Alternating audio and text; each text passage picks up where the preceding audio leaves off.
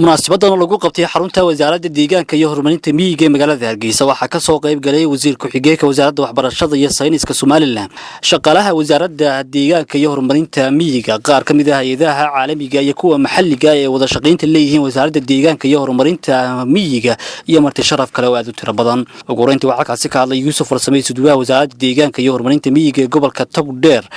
حسن يوسف iyo rafiiqa oo ku hadlayay afka shaqaalaha wasaaradda deegaanka iyo horumarinta miyiga waxaana ay ku dheeraadeen wada shaqayntii wanaagsaneed ee agaasimihii guud ee hore wasaaradda deegaanka iyo horumarinta miyiga Soomaaliland dhex martay muddadii uu xafiiska joogay sidoo kale waxaa halkaasi ka hadlay qaar ka mid ah hay'adaha caalamiga ah kuwa qaramada midoobay iyo kuwa wadaniga ah ee ay wada shaqaynta leeyihiin wasaaradda deegaanka iyo horumarinta miyiga waxaana agaasimihii guud ee hore wasaaradda deegaanka ay uga mahad celiyeen sidii wanaagsaneyd ee uu la shaqeeyay muddadii xafiiska joogay iyagoo soo dhaweeyay agaasimaha guud ee cusub ee wasaaradda deegaanka agaasimihii guud ee hore wasaaradda deegaanka iyo horumarinta miyiga Maxamed Cilmi Xuseen oo halkaasi ka hadlay ayaa isaguna waxa uu ka warramay muddadii uu xafiiska joogay waxyaabihii uu qabsoomay isagoo madaxweynaha Soomaaliland uga mahad celiyay xilka qaadistiisa isla markaasna sheegay in xilku meertay yahay oo hadba cid hanan karta ay muhiim tahay in loo dhiibo runtii isagana waxaan soo dhaweynayaa wasaaradda agaasimaha guud oo saaxiibo dhow ahayn wada shaqayn dhow naga dhaxaysay wasaaraddiisa isagaba runtii nin aan filayo inuu ku filan yahay wasaaradda iyo meelo kaleba isagana waa ku soo dhaweynaya wasaaradda shaqaalaha laftigiisuna si niyadsan oo wadaninimo ah inay iyaguna ugu adeegaan baan kula dardaarmaya insha Allah waxaan kaloo doonayaa inaan u mahadnaqo wasiirkaan soo wada shaqaynay 4 sanadood ugu dambeeyay runtii oo wasiir qiimo badan san horeba ka sheegay fursadna aan u helay inaan la shaqeeyo aad baan ugu mahadnaqay mar labaad iyo mar saddexaad agaasimaha guud ee cusub ee wasaaradda deegaanka iyo horumarinta miyiga Soomaaliland Cabdirasaaq Jaamac Nuur oo isaguna halkaasi ka hadlay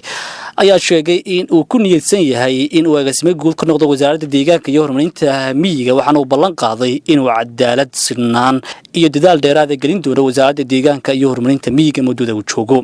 aqoonta marka la eego ama environmentiga ama deegaanku waxa weeyaan hooyada wax walba waxaan oran jiray markaan wasaaradda biyaha joogay oo isla aan leeyahay biyuhu waxa weeyaan nolosha bilaadanka deegaankuna waxa weeye hooyada bilaadanka biyuhuna waa qayb kamida ama waa component yaro kamida deegaanka marka waxaan ka yimid qayb kamida deegaanka waxaan wada imi deegaankii oo dhan anigu kullayba waxaan soo dhaweynayaa mar walbana ixtiraamaya cidda qalinka wasiirka halkan ku joogta ee ay magacowday waxaan aad u tixgelinayaa aqoonta iyo waaya aragnimada kuwii hore meesha ka tagay ay leeyihiin labadiinuna waxay noqonaysaan garbahayga waayo cidda aqoonta leh ama waaya aragnimada leh meel kuma hungowdo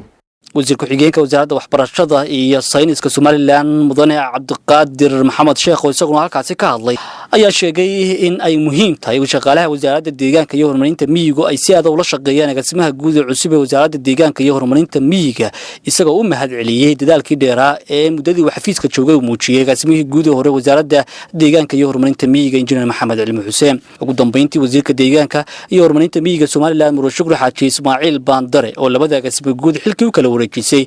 ayaa isagoo tidee agaasimihii guud ee hore wasaaradda deegaanka iyo horumarinta miyiga injineer Maxamed Cilmi Xuseen halkay soo dhaweysay agaasimaha guud ee cusub ee wasaaradda deegaanka iyo horumarinta miyiga Cabdirasaaq Jaamac Nuur agaasimaha maanta inaga ambabaxaya runtii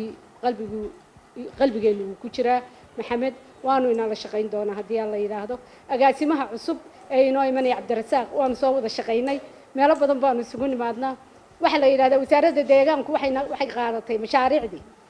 ama biyaha ahaato ama ha ahaato beeraha ama ha ahaato xanaanada xoolaha waxa weeyaan mashaariicda aanu hogaaminaa waa integrated waa ku iskuminaa waxaan aad iyo aad ugu soo dhaweynayaa maanta injineerkana inuu maaragtay isaguna ku soo dhawaado bahdiisii waxaad ka timi gurigaagii waxaana timi gurigaagii kale